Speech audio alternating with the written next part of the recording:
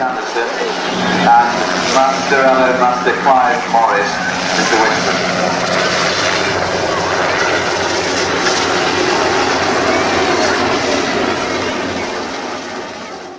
Hi guys, and welcome to the first update of the Wessex, the Matchbox 72nd version. Obviously, as you may see, I've put the inbox review up, and well, if you haven't seen that, obviously you can go back and watch it if you want to know what the parts look like before they've been cleaned up and everything.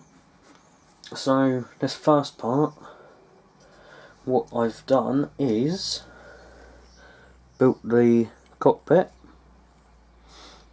As you can see, the fuselage side there, it's a bit patchy, but I can always go over that again. To be honest, it's not a huge problem. It's a 10-minute job if that, and to do both sides and everything. The inside, if I can get this light in the right place, I could just hold it. There we go. Obviously, the instructions said just to do the seats black, but I added some green to them because it just didn't look right. Having such little detail, I just didn't like it. The centre column I've done black and dry brushed with silver. And then you may be able to see I've added some scuff marks in around where the feet would go and right behind to give it a bit of an effect of being worn. First time I've really done that.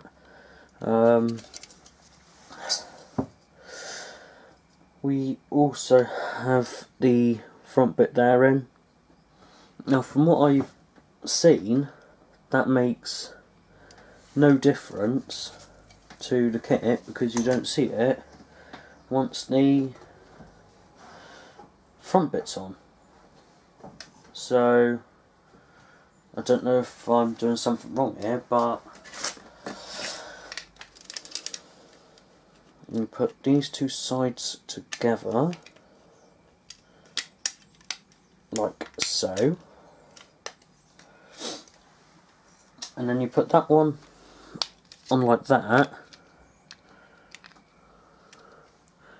and then obviously that will close that up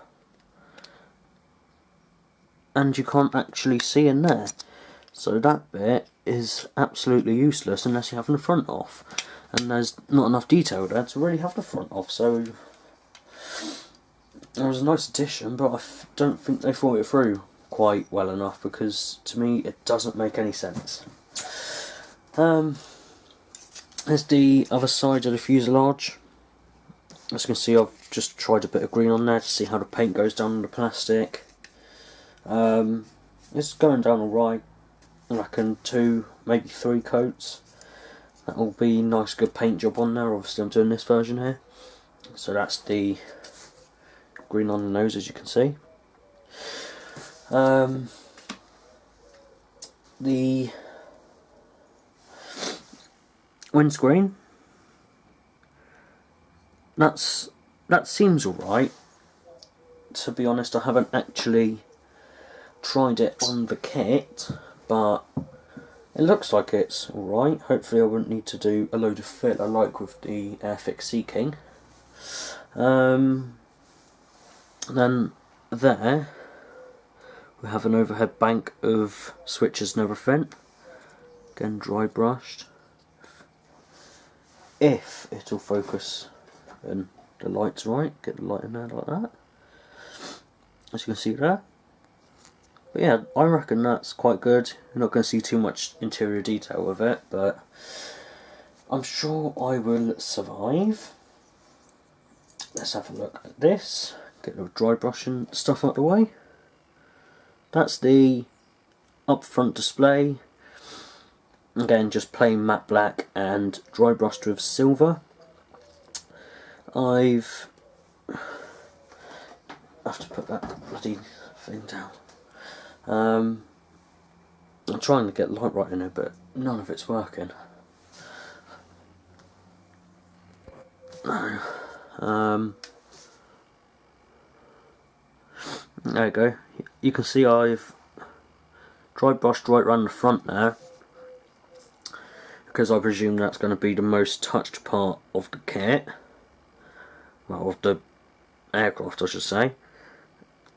And I've dry brushed on the dials, and there wasn't actually any decals for that, so you know, just had to go with it. We have the rear rotor here. Now that bit, I must admit, I rushed into doing. If this bloody light would. Right. Rushed into doing that, so I'm not sure whether the bits that are going between the blades should go on top of the blades, but I don't know. And that's me just dropped it, but that's all you need to see from it, so I'll leave it down there for a minute. We have the door. Haven't bothered to take those ejector pin marks out because, to be honest, you're not going to see them. Because if you look, gonna have it like that, and then the door's gonna be like that, so you're not actually gonna see anything there. So I'm not worrying about that. Probably the biggest part of the kit, if I don't break it, the main rotor is huge. So in comparison, this is the fuselage, if it'll go roughly together, because it's awful. I've tried fitting it about 10 times. None of the locating holes go with the plugs, but oh my god, I thought it was meant to be a relaxing hobby. So there's the bit for fuselage, that's for comparison, and then this bit sits up there. So like that, absolutely massive. So I'm gonna have to find space for this to go on the bottom there. It's not done yet. I've got to paint all this silver, and I think some of it's aluminium or aluminum. All the blades are going to be black. It's just I painted them sort of holding it like that, so I could do that one and do that one, but then I couldn't paint these ones, so I'll hold it like that and then do that ones. So the tail boom, I think, is the correct technical name for it. That bit's literally two halves go together. I might have to fill that slightly. Then you put the bit in there. If the bloody light would show anything up.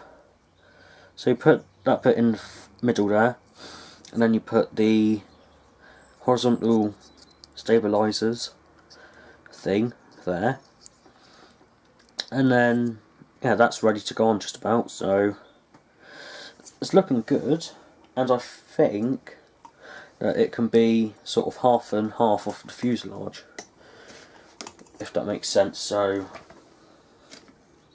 we've got the fuselage like that, rather than it being like that, it can bend over like that, which I might do just to add a bit more detail, and obviously there'll be another bit going in the back there.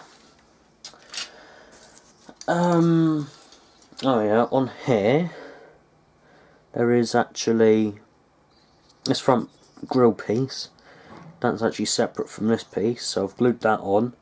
There's a slight gap round there, but it's livable. I'm not gonna, you know, lose sleep over it.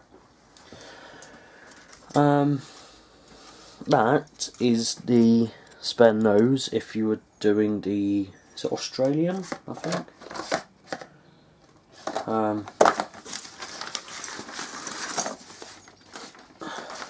Yeah, Royal Australian Navy. So RAF and Australian Navy. You can see the slight differences there.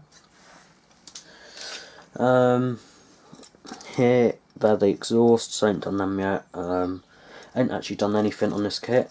So it's this kit, this sprue, I should say. Here we have the main wheels.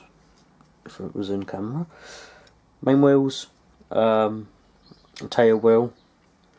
And that's all I've done on that sprue, to be honest. I've really just been doing it as I go, rather than, you know, painting all the black bits black at once. I've just been doing it slightly as I go. And then these bits, they're the parts that will be sitting up there. So yeah, I'm hoping this kit's not going to take an absolute year, because after that B17 I just want something that's just quick, easy, throw together. Just get my mojo back, because I really have lost it slightly. But yeah, I think this is doing the job. I'm trying to get my mojo back. As soon as I stop this recording, I'm going to get cracking again. I'll probably have more paint done in there, halves together, and then go from there. So that's just, well, I say a quick update. This video's already 11 minutes long, plus the intro, so it's going to be probably almost 12 minutes long, if not longer. Yeah, so far I'd recommend it. I haven't encountered any problems, except for obviously ejector pin marks like that, but they're only now starting to, well, more recent than when this kit was released, starting to put the ejector pin marks out of the way, so you're not going to see them. But yeah, this kit's gone together quite well so far.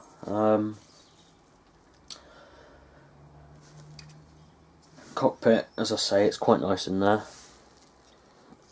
if you can pick it out properly.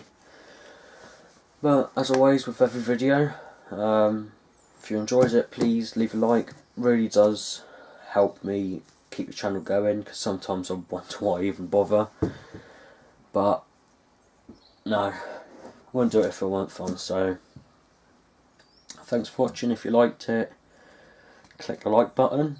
If you're new here, obviously subscribe to me. I'll bring more videos on this build, and also all my other builds that I do. So yeah, thanks for watching, and I'll see you on the next video.